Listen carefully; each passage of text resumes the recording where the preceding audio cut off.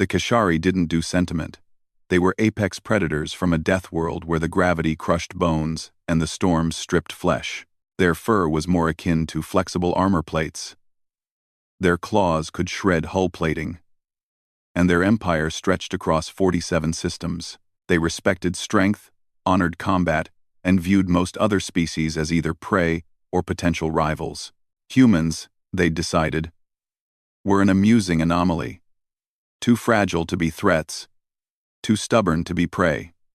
Halia Trent had been assigned to the Talon of Sunrise as a cultural liaison, a fancy term for the person who explains why humans do weird things.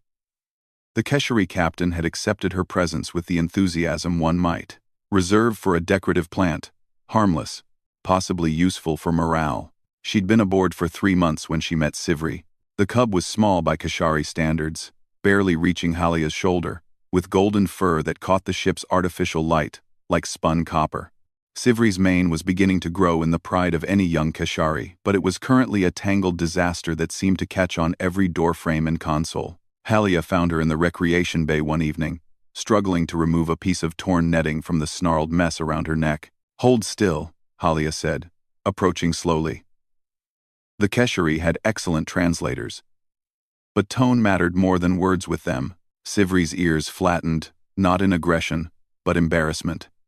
"The others will mock me if they see. Then let's make sure they don't."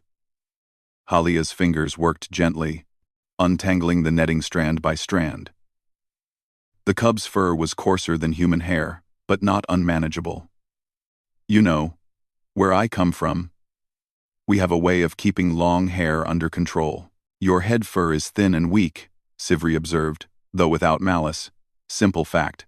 Thin and weak, maybe. But we've gotten creative with it." Halia smiled.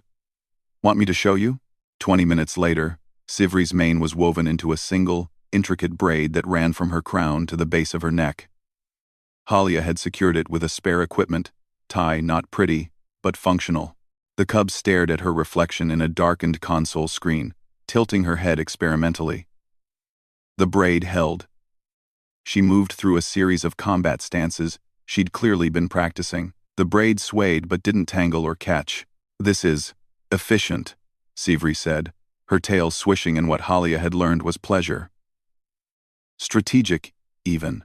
It's just a braid," Halia laughed. "But I'm glad you like it. Will you teach me the pattern? Your claws are a bit too sharp for the fine work, but I can do it again tomorrow if you want." Civerri's eyes, triple-pupilled and amber, fixed on Halia, with an intensity that reminded her exactly what species she was dealing with. "Before sleep cycle, it will keep my mane from tangling in my rest harness." "Deal."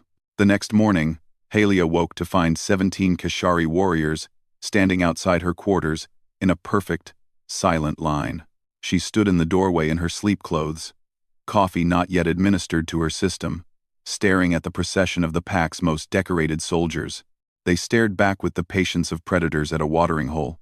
At the front of the line stood Civerri, her braids still immaculate. "Halia Trent," rumbled Commander Vash, a scarred veteran whose mane was streaked with gray. "The cub says you possess a grooming technique of tactical advantage." Halia blinked. "I braided her hair?" Her mane did not tangle during night exercises. It did not catch on equipment during drills.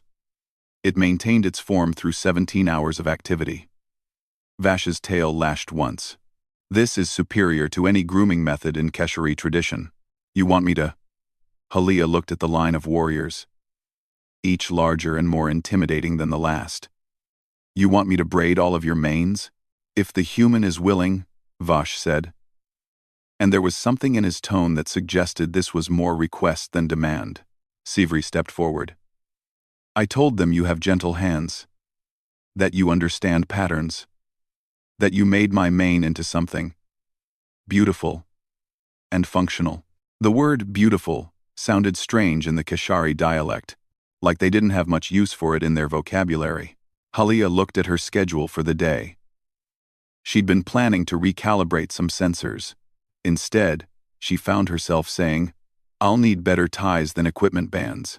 And maybe something to stand on. Some of you are really tall." By midday, The recreation bay had been transformed into an impromptu salon.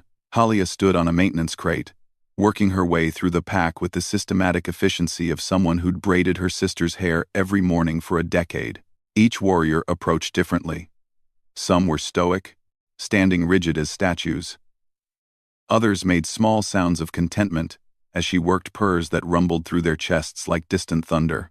A few asked questions about human grooming rituals, about Earth, about why humans seemed to spend so much time on appearance, despite being, as they put it, so small and soft. Beauty is a kind of strength, too, Halia explained to a young warrior named Kresh. And taking care of each other, grooming, braiding, these little rituals, they build trust. They build pack bonds. Kresh's ears perked forward. You consider yourself part of our pack? Halia paused, her fingers stilling in the warrior's mane. I hadn't thought about it that way. You bear no fangs. You have no claws. Your world did not forge you in combat. Kresh's voice was thoughtful. Yet you strengthen us. You tend to us. These are pack behaviors. By the time Captain Surtha found them that evening, every member of her combat unit sported an elaborate braid. The captain stood in the doorway, her own mane wild and untamed, staring at her transformed warriors. What? She said slowly. Is the meaning of this? Commander Vash stepped forward, his new braid swinging with military precision. A tactical improvement, Captain. Our efficiency in drills increased by 14%. Main maintenance time decreased by 43%. Morale, he paused, as if the word was foreign, has improved. Captain Surtha's gaze found Halia, who gave a small, helpless shrug. The captain approached slowly, circling Halia like she was assessing prey. Then she sat down on the maintenance crate and looked over her shoulder. My mane, she said, tangles worse than any warrior aboard this ship. If you can manage it, human, you have earned your place in this pack. Halia smiled and reached for her comb. I'll do my best, Captain.